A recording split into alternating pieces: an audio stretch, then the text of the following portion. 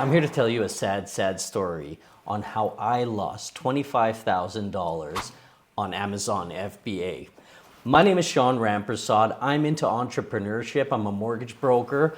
I tried Amazon FBA and it was a massive fail. So first I'm going to tell you kind of how I started my process, what got me into this, and at the end of the video, I'm going to tell you what I would have done different.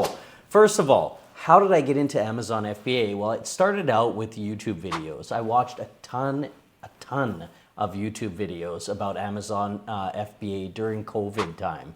So during COVID, everyone was looking for something else to do. And myself, I was looking at all of these different online platforms while I was still working my regular job. Amazon FBA popped up and I thought it was a great option.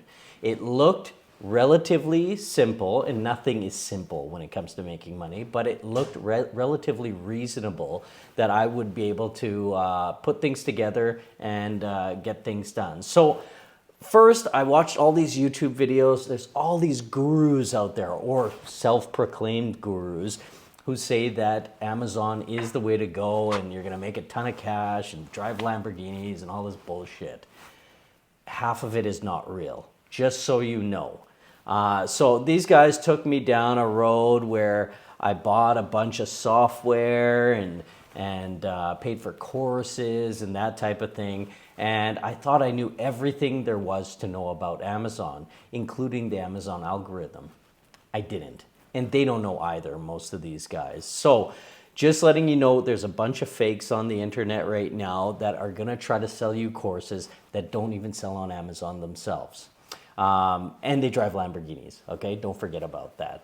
So that's how I first started learning about it. Then when it came down to the software, I chose a piece of software called Jungle Scout, which is the best software out there for finding the right product to sell on Amazon. So that's how I started doing the research on what I was gonna sell.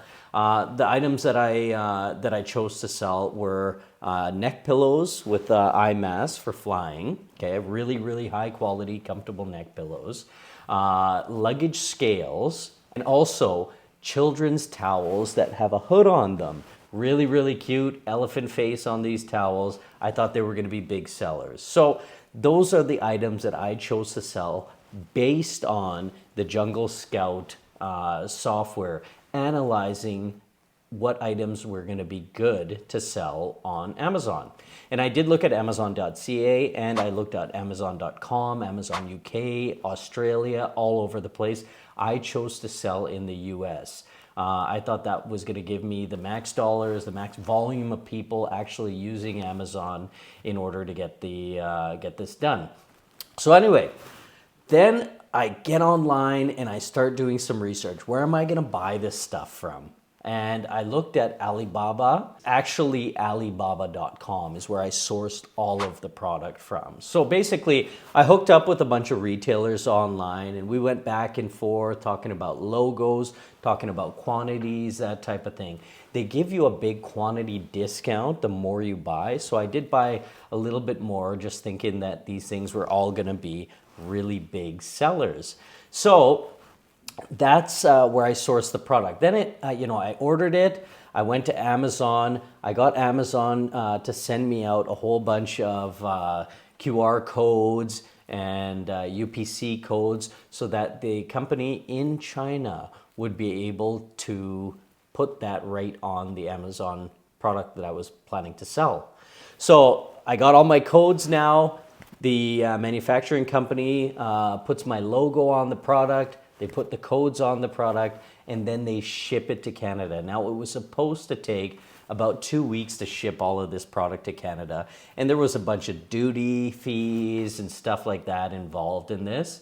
But that's okay. It took way longer than I expected. COVID hit us hard and it ended up taking about 6 months to get here. So it finally gets here and I decided to ship it directly to the Amazon warehouse. Okay, so from China, they shipped some product to where I live, and then they shipped the rest of the product to the Amazon warehouse directly, where Amazon put it in their inventory.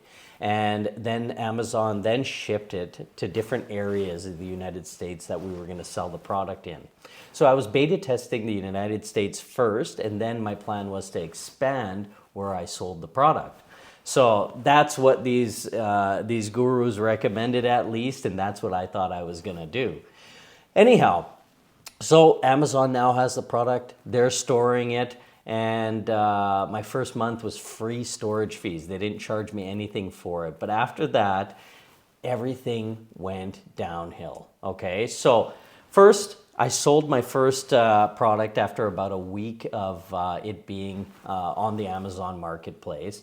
Then I decided I was going to do some advertising. So I took out ad space on Amazon so to have my ad ranked at the top of the search criteria. But big companies do this as well, and they have way more money than me. So I spent about $750 a month advertising the product over a 12-month term. So it costed a lot of money to do this type of advertising, and I did get sales. But what ended up happening is Amazon took 50% of the profit of my product. So, I mean, obviously they're the ones selling it, but I had to pay for it. I had to take all the risk, and they got paid. So what had ended up happening out of that is the advertising fees started eating me up. And then on top of that, Amazon started charging me Amazon FBA storage fees. And the storage fees worked out to about $450 a month. The storage fees were killing me. The advertising was killing me. I also went a step further and placed Facebook ads, Google ads with really high quality photos of it, of the product itself, and that also didn't really work. So it was a big fail after the 12-month period. I was hemorrhaging money, and I decided, you know what, I'm just going to call it a day and cut my losses. As to not put any more into this. And, you know, I was distraught. It was brutal, and I didn't want to give up on it, but I had to give up on it because it just didn't make sense. I was not winning, and Amazon was not pushing the product hard enough for me. There was bigger companies that I was in competition with, I'm sure, that had more money for the advertising fees. So what would I have done differently? What I would have done differently is just chose one product, first of all, instead of multiple products. I thought, you know, I've got a little bit of money. I'm going to go into this very strong and try to make a real good go at it. Second of all, I would have chosen a more niche product, or maybe like a combo product where you have multiple things in one product, so people see a higher value in this.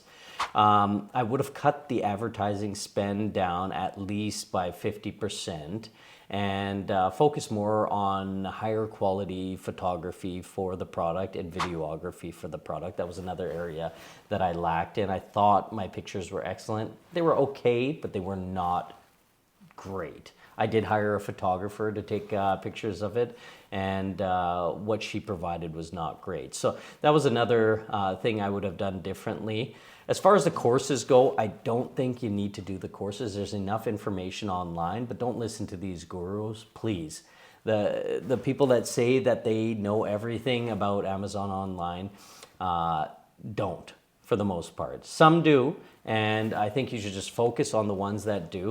Thanks for watching the video. If you liked it, please like and subscribe to the channel. And that's how I lost 25 G's. Thanks.